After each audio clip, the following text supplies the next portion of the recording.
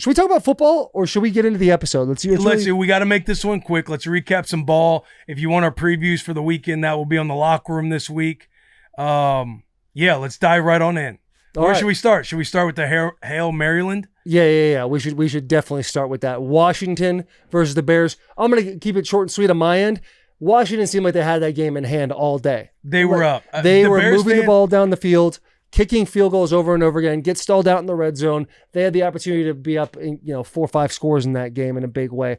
Caleb Williams didn't come around until the second half. They had very little yards in the second half. Made some very elite throws, questionable calls by giving it to a backup offensive lineman. Yeah. On the goal line. Yep. Ends up fumbling. That stat goes down as a Caleb Williams fumble, not that cat's fumble.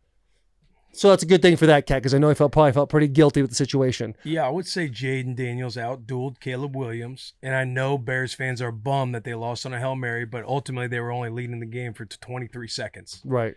And by the way, 29, celebrating. Was it Tyreek, whatever was it? Stevenson. Tyreek Stevenson. It's going to be a hot pod. It's going to be a hot pod over here. Look at this belly. I'm already sweating, yeah. I don't know how you do it, Steve. Every day. He's at the office, wearing all your gear, ready to go hunt. 100%. Yeah, dude, that Tyreek Stevenson kid, that is the dumbest thing you could possibly do in football. That is so stupid. It's the last play of the game, and obviously they had a throwing shot at the whole thing, but you're sitting there taunting the sideline, you're taunting the fans. The play's going on, and you're still taunting, and then you realize, okay, let me strap up and get in this thing, only to be the guy who tips the ball to the receiver. Literally, he could have... The worst way to go. And he came out with an apology that before they even got on the plane. That's how you know it was that bad. That's how you know it was bad. That's how you know it was bad. If he would have just kept taunting, it would have probably been fine. I know. That's the crazy thing of this whole deal. Hey, second-year guy, came out of Miami, a lot of talent, hard to come back from that one. For the rest of his life, he's going to be known as that guy. But hey, solid ball player. Solid ball player. Solid ball player. And still. I hate to say it because he's a friend of the show. He's one of the boys. But KB, Kevin Byard, was on 85. And then starts to partake in the fun. Went up. Don't know everybody's rules, but there's always somebody who's supposed to be the blockout guy. There's one guy who goes up for the ball. Everybody else you're trying to block out everywhere else.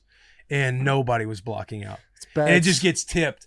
I'm sitting there watching in the house, and I see Jaden run around. I see him just throw a bomb, and I'm like, I wonder how this is going to go. He's got the arm. It seems like it's coming up short, and then just for it to get tipped, and the one guy, 85, just standing perfectly, back there. Dude. Butter right in his basket. And everybody just going nuts. I'm so happy for the district right now. I'm so happy for all of those fans of Washington, the Commanders, HTTR till I die.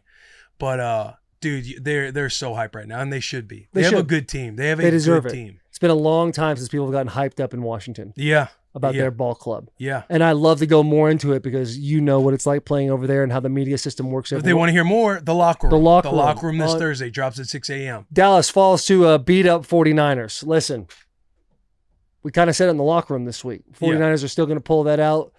Dallas is in a really bad spot. They competed more than I thought they would. Dallas is in a really bad spot. More than I thought they would. Browns. I took the Ravens against the Browns. I took them 8.5. I wasn't thinking about Jameis Winston. I thought there would be a little bit more of an I don't know. I knew there'd be some juice that came from Jameis Winston, but not like that. Right, because the Ravens have been rolling, firing. Articles coming out basically saying ultimate belief.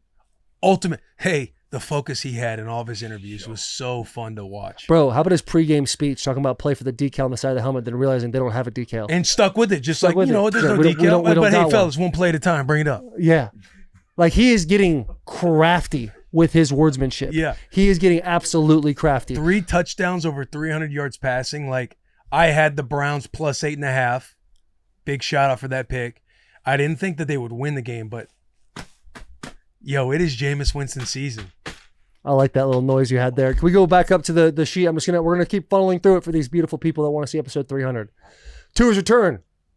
Sucks, but he did run and he slid and he didn't get hit, so he might be back. Miami has let me down 2 weeks in a row, bro. Yeah, because they should have beat the Colts. And the fact that they lost, Kyler's playing his balls off. 26 for 36, 370 yards, 2 touchdowns. Kyler's playing well. Kyler is playing well. Playing good ball. Playing good ball. It's getting fun out there in Arizona. Yeah. It's getting fun in Arizona, and that's exciting. Another embarrassing situation that happened this weekend. Anthony Richardson pulling himself out because he was tired. I'll say this. Go ahead. I don't mind it. Coach always says, hey, if you're tired, tap your helmet. We'll get somebody in there that can play. He said, hey, I was tired. Have you ever seen that in your decade-long I've never career? seen it, but I've thought about it. On a long drive, I'm like, I really want to tap. Yeah, but my helmet linebackers can kind of tap, can't you? Yeah, we can't. I mean, quarterback is crazy, but if we got the insurance policy there, Coach does say if you get tired during the game, you need a breather. Tap your helmet. Tap your helmet. Yeah, tap your helmet. Tap your absolute helmet. Is that It's Hardy. Titans, you guys suck. I hate saying it like that. I hate saying it like that. We suck. We suck. We're bad. We're really fucking bad. It's not good. Lions, articulately put by Sherman in our pre-production meeting, Lions put a 50 burger on us. Bro, it's abysmal over there. 35-14. They're talking about firing cats already. Yeah, maybe they the special teams coach might have to go. They Special teams coach might have to go. Consider it. That was horrible. I will say the only silver lining, Calvin Ridley, first quarter, 6 receptions, like 120-something yards. That's it. That's literally the only positive I can bring from the whole game. Right. If you just play the first 15 minutes, good looking ball club. We still lose the game, but it's still positive. Hey, the hair whip out of Jack. Paul Karski, shout out PK. He's right where Paul Karski. This is where Paul Karski wants to play his game right now. This is where Paul is like, yes. Really, all the Titans media are thriving. Buck is usually like, hey, let's find the silver lining here. Buck is like, fuck this shit, dude. We're done. Yeah, we're cooking them, which sucks. But hey, here's the deal. Who is the worst team in the NFL? We might be. We're either 32, 31, or 30. Panthers got to be the worst. I don't even think we're 29 anymore. I don't know, though. We're a bad ball club. Jets are pretty bad. Jets are pretty bad. But I'm so much closer. Yeah. The Jets beat the Titans. You got to get the head-to-head. I guess there's proof that they're better than us. Yeah. It's tough, dude. It's tough sledding out there. What it's not tough for, switching over to college football. Once again, Michigan owns Michigan State. Let's give a round of applause for the boys in blue. Do we not want to talk about the Chiefs at all? Go ahead. Yeah, they just win. I know, but I tell you what, the Broncos and the Chargers are looking spicy. They look spicy. Especially the Broncos. Bo Nix, he's starting to come into his own. I know in the fantasy world, I'm a big fantasy football guy. He's averaging like north of 20 points a game. Yeah. Yeah. Chargers and Denver's got a defense. Chargers bounce back this week, and the one question they're always asking there, who's got it better than us? Nobody. It's crazy you guys didn't pick up on that right away. Jack actually didn't say anything until the buddy part. But yeah, shout out Harbaugh, dude. Getting the boys right. Dropping one, then coming back and wiggling one out the next week. Yeah. Chiefs are going to be tough to beat, but I do think if teams got a shot in that division, obviously the Raiders are it's tough for the Raiders right now. 6-0 though. 7-0, 6-0. The Broncos and Chargers look tough. They look good. Dude, also a quick shout out to the Packers. Jordan Love goes down. Malik Willis, game-winning drive. Once again, bro. LaFleur is crazy, bro. Like that. I don't know if y'all watched it. How do you get that much separation on that throw, that rollout pass? Like, who's got the tight end?